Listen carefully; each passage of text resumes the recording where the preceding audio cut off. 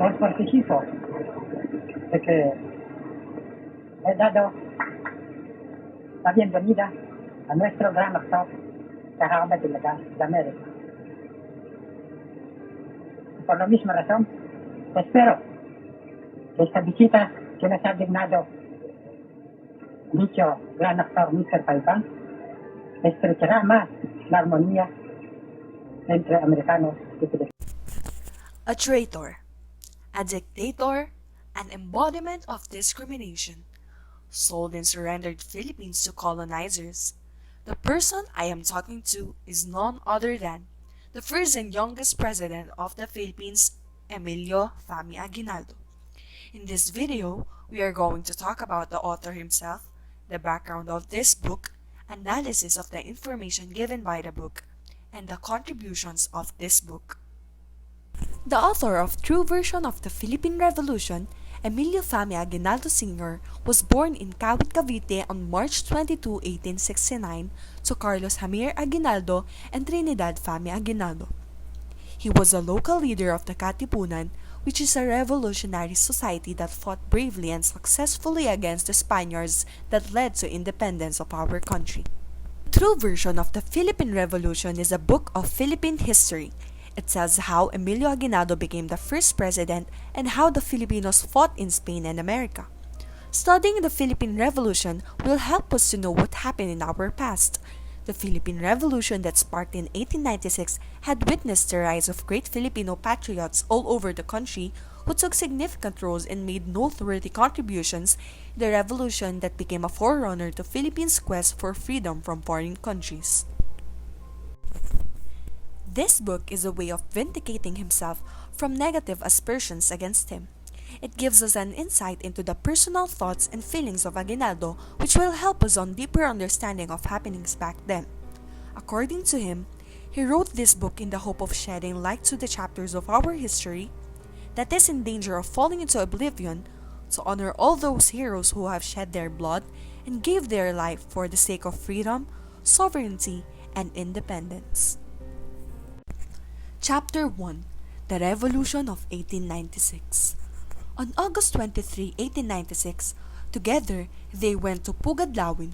They tore the cedula which marked the beginning of the revolution and liberation of the Spaniards for 333 years.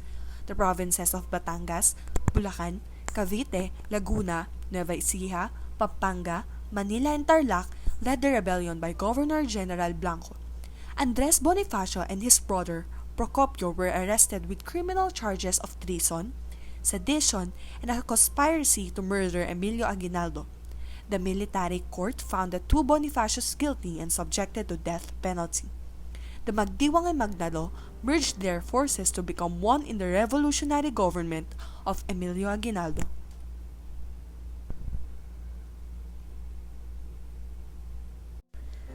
Chapter 2: The Treaty of Biak na Bato. Pedro Paterno was appointed in the discussion of the terms of peace in Biak na Bato. It was signed on the 14th of December 1897 by Aguinaldo and the Spanish Governor-General Fernando Primo de Rivera.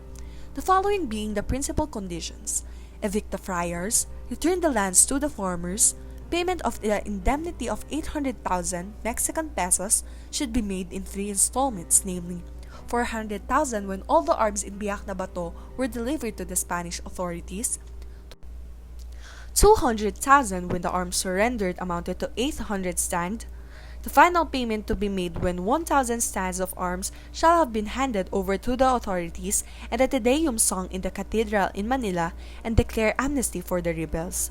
The damaged families not included in the rebellion will be paid 900,000.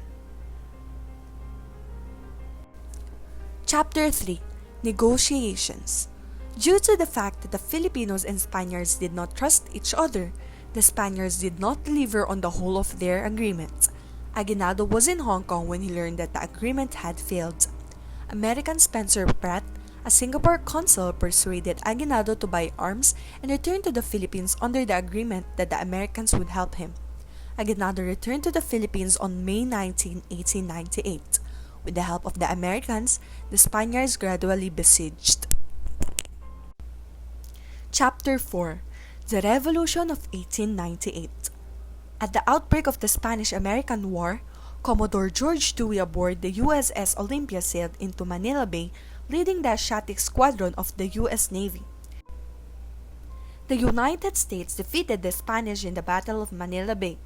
Emilio Aguinaldo decided to return to the Philippines to help American forces defeat the Spaniards.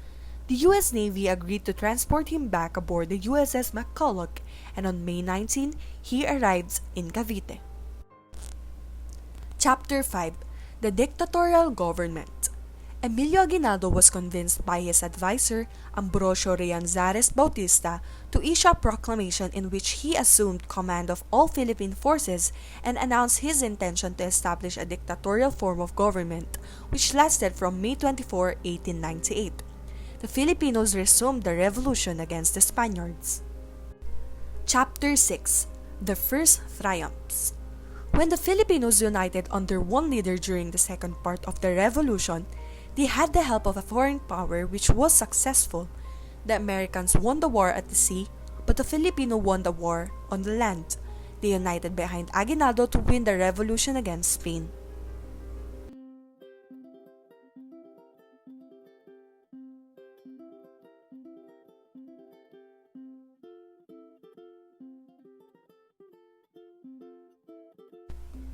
Chapter 7: The Philippine Flag.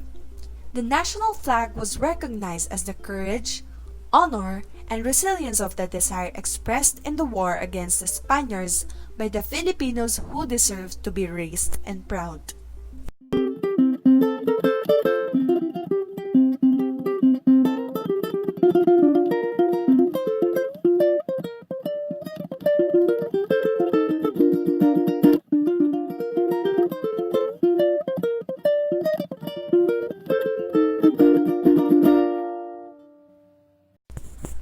Chapter 8: Expedition to Visayas.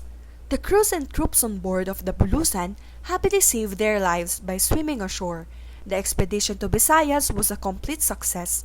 The steamers returned safely to Cavite after landing the soldiers. Chapter 9: The steamer Compañía de Filipinas. Compañía de Filipinas was a Spanish steamship which was brought to Cavite town after it was found in the port of Apari. The admiral learned that when the Compañía de Filipinas was captured, the Spanish flag was flying to avoid interfering in this matter. This event, which has been fixed, clearly shows the recognition and protection from the Philippine Revolution by Admiral Dewey.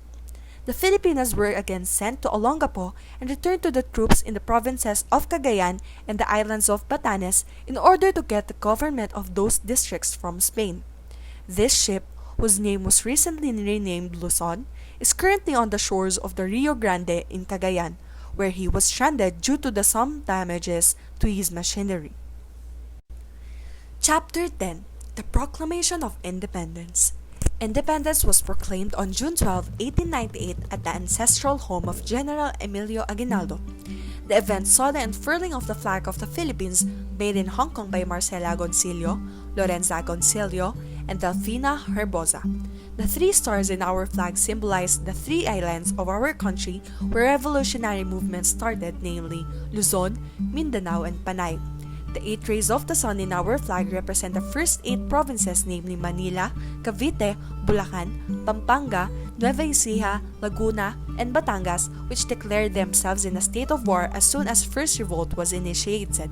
Also, the performance of the Marcha Filipina Magdalo as the national anthem, now known as Lupang Hinirang, which was composed by Julian Felipe and played by the San Francisco de Malabon Marching Band.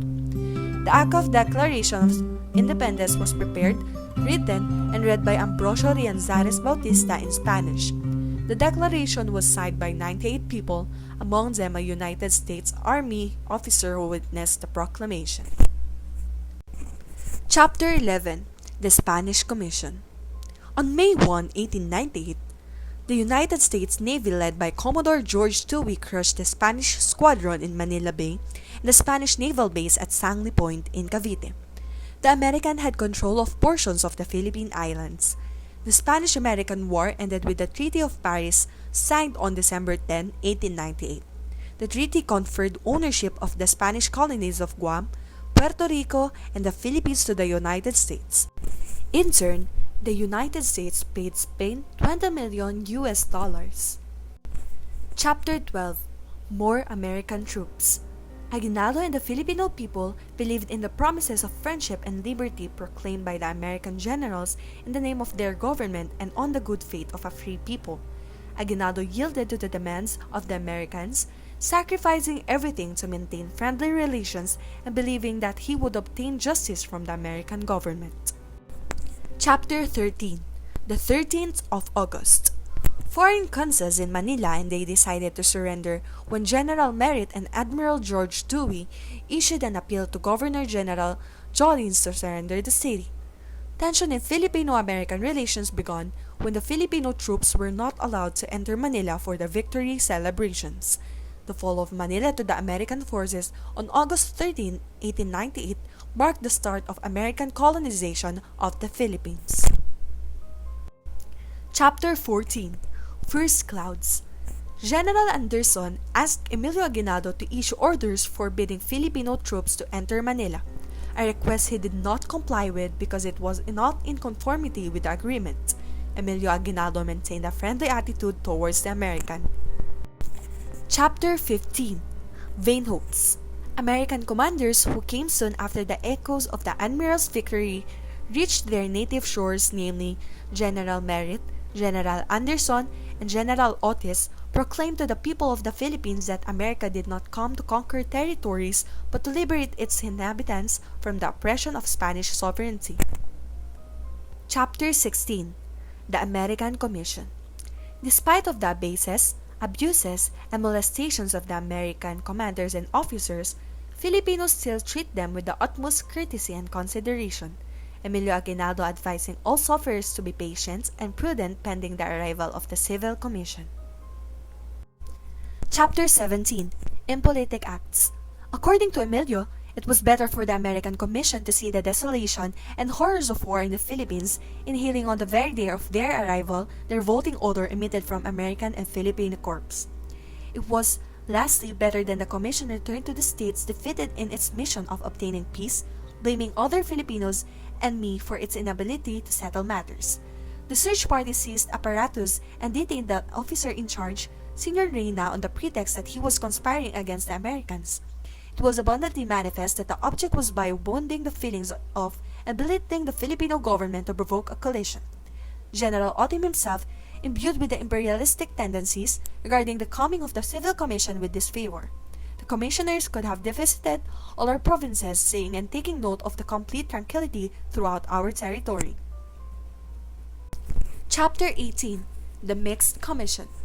The Filipino commissioners expressed their desire to recognize the Philippines as an independent country, but the Americans say that they have no authority to recognize the Philippine government. Chapter 19. Outbreak of Hostilities. The Americans declared the arrest of Aguinaldo and his men in the name of the United States government. Aguinaldo was brought to Manila and presented to then military governor General Arthur MacArthur Jr. at Malacanang Palace. On April 19, 1901, he finally pledged allegiance to the United States.